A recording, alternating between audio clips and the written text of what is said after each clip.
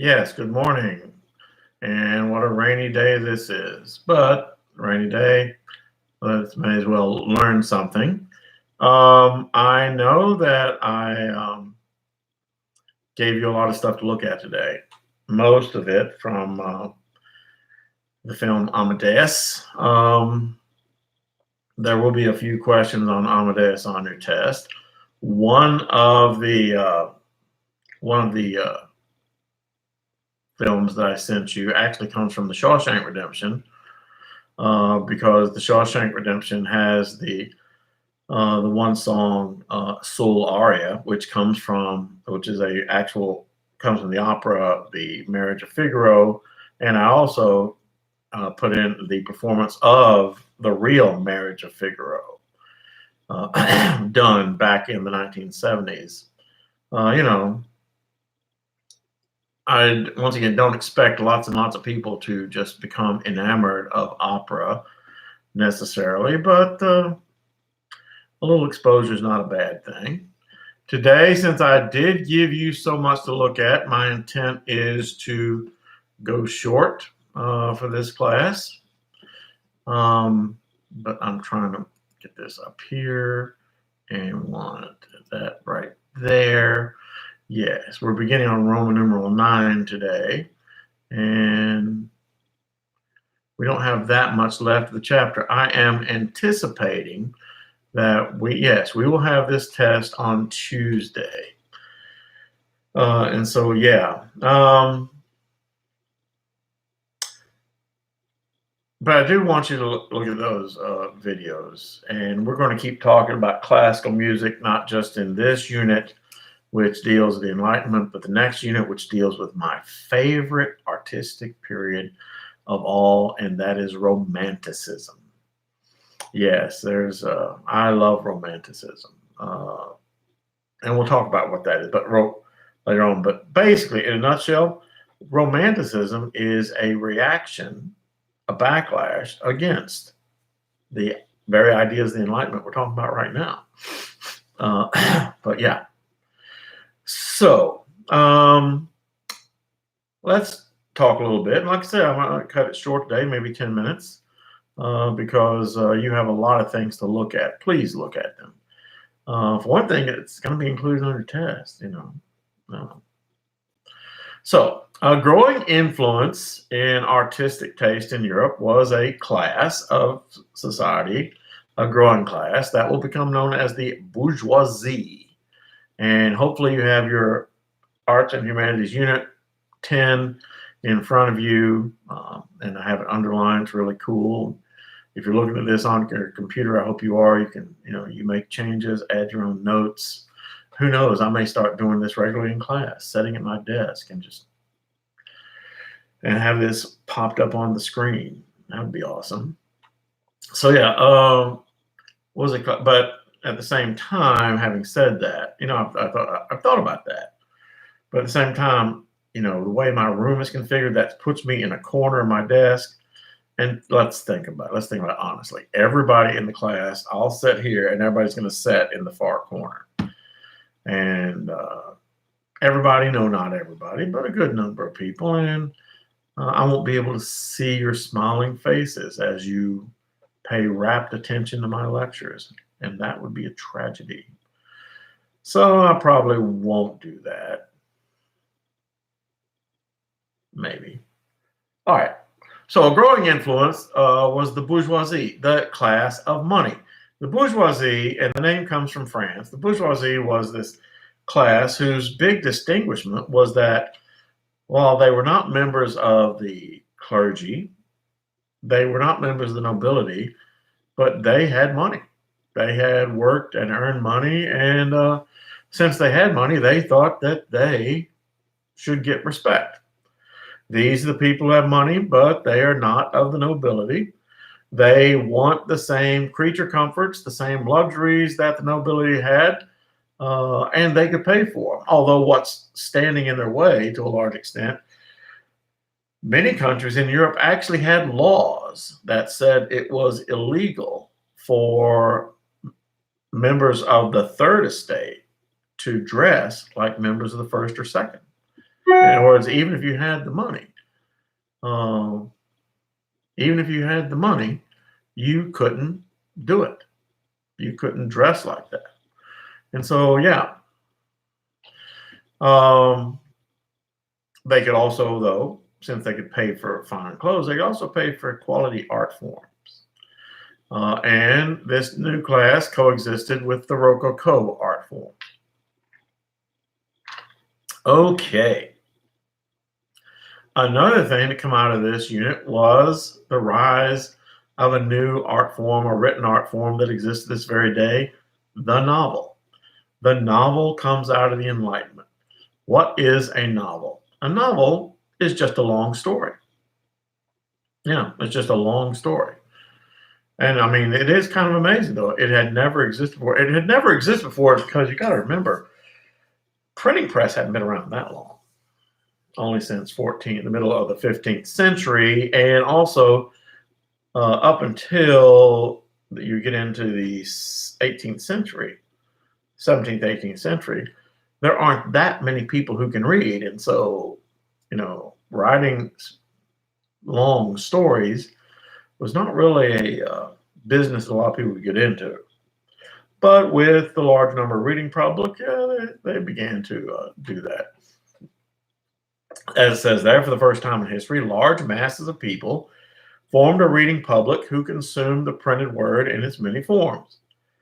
Now there existed a market for a good epic length story, the likes of the old ancient Greek tragedies, the Greek Odysseys, and only now with current themes and current heroes as the central character.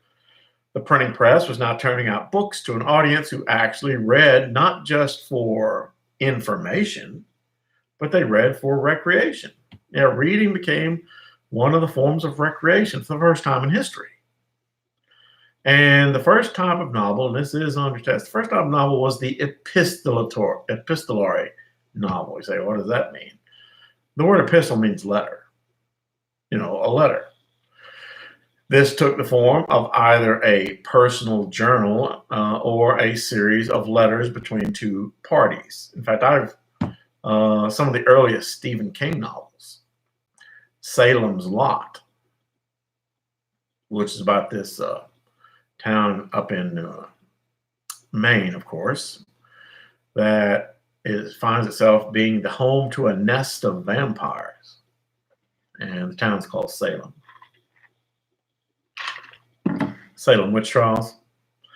Anyway, and that was written, Salem's Lot was written in the epistolary form, a series of letters between two people. And so, the first popular novel was the epistolary novel. It took form in journals or a series of letters. It allowed the central character ample time to reflect upon his or her lot in life. England's first great popular novel was a novel called Pamela, Virtue Rewarded. This, of course, is set in the 18th century. It features the heroine, a young girl named Pamela. She's a domestic servant, meaning that she works in the house of this wealthy family of the English gentry, and she has to spend much of her time dodging the amorous advances of her boss, the master, but also of the master's sons, and also other members of the servile staff. And the way she does it, with pluck and with intelligence and, things like that makes the story interesting. It also provided the just moral inspiration that the new bourgeois were seeking. They wanted, the market was there. They wanted a hero character who was virtuous. That they could, and the same is true today. We watch, we have various and sundry heroes. We watch in various and sundry TV programs, movies. We want our heroes to be, at their heart, good people. Yeah. As Pamela was a good person. Okay. The most popular novel, though, was Jean-Jacques Rousseau's Julie, when he wasn't busy going out and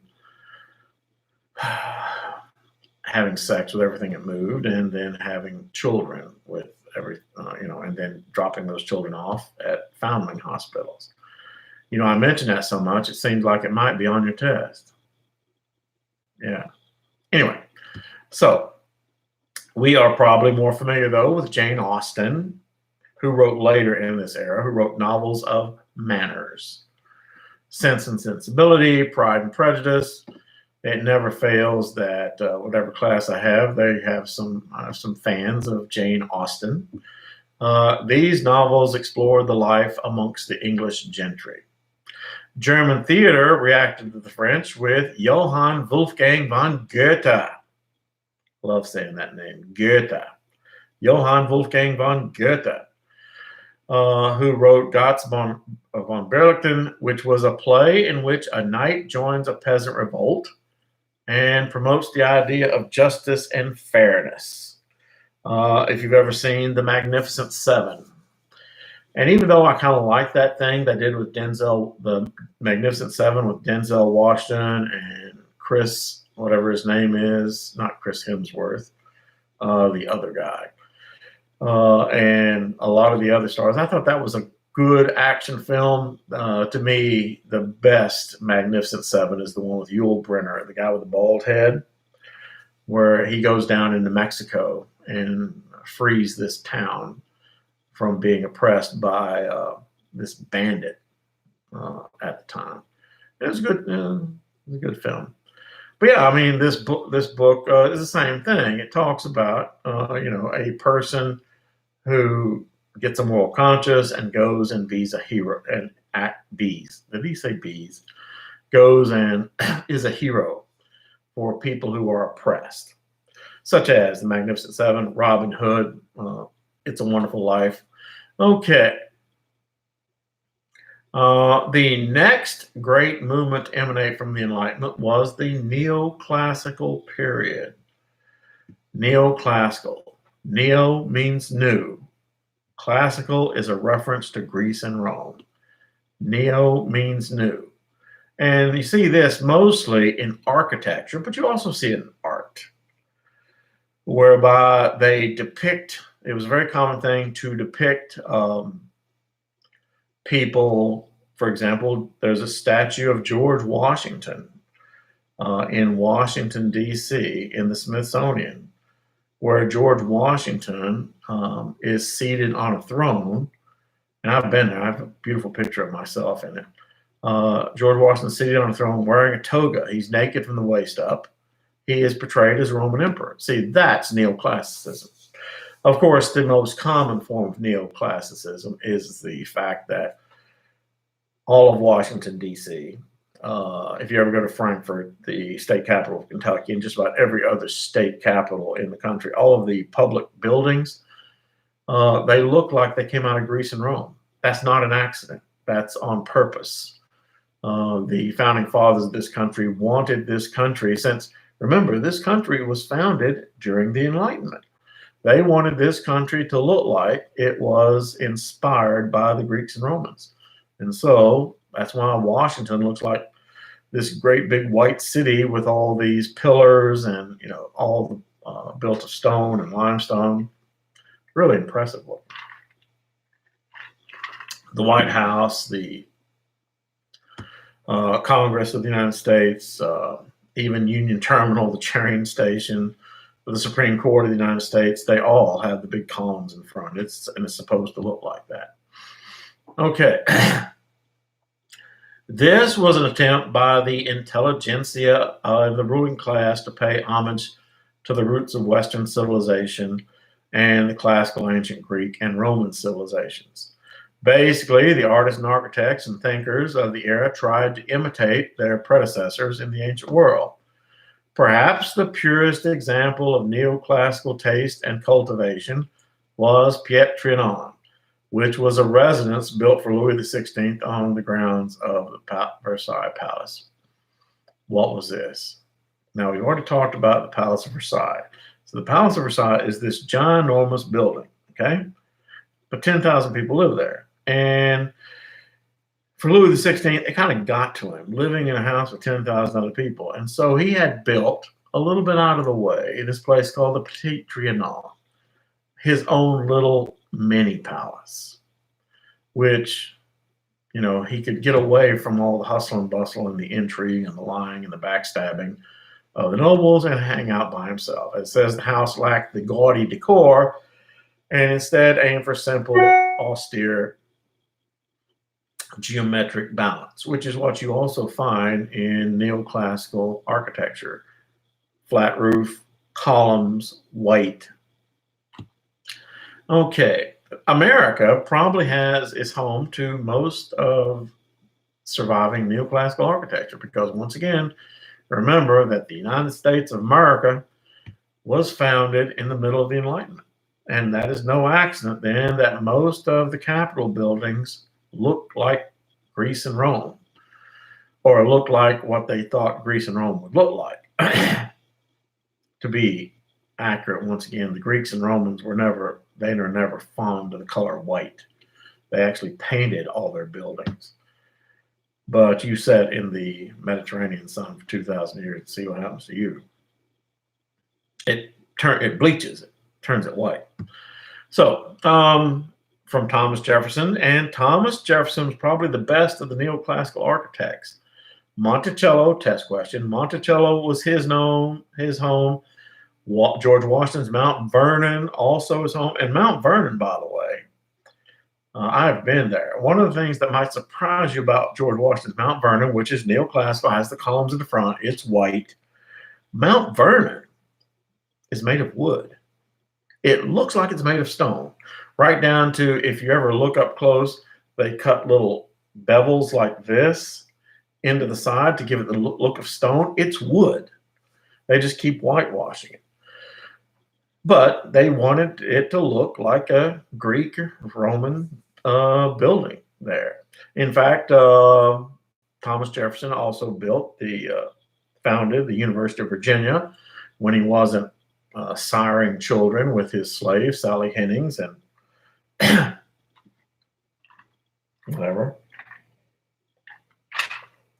But yeah, he built the University of Virginia, and the central building of the University of Virginia still is a building of Thomas Jefferson's design. And guess what? It is white, has the columns in front. It is a neoclassical building.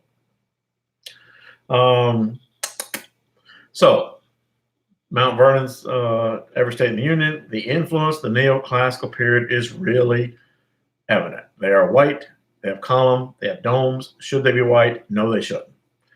They should be colored. Okay, the neoclassical style also raised its head in the field of painting. Sometimes the subject were portrayed in the heroic Greek or Roman settings, surrounded by mythical creatures. Sometimes they were arrayed in robes or tunics to appear as they are of Greco-Roman society, such as the Oath of the Herati. And anyway, we are at nearly 20 minutes.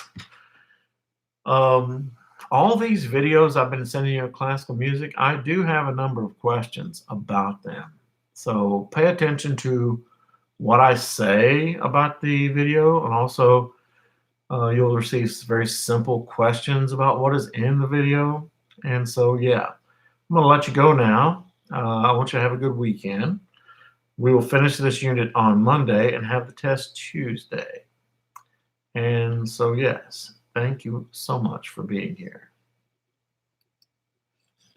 And bye for now. I'm going to finish my Coke Zero.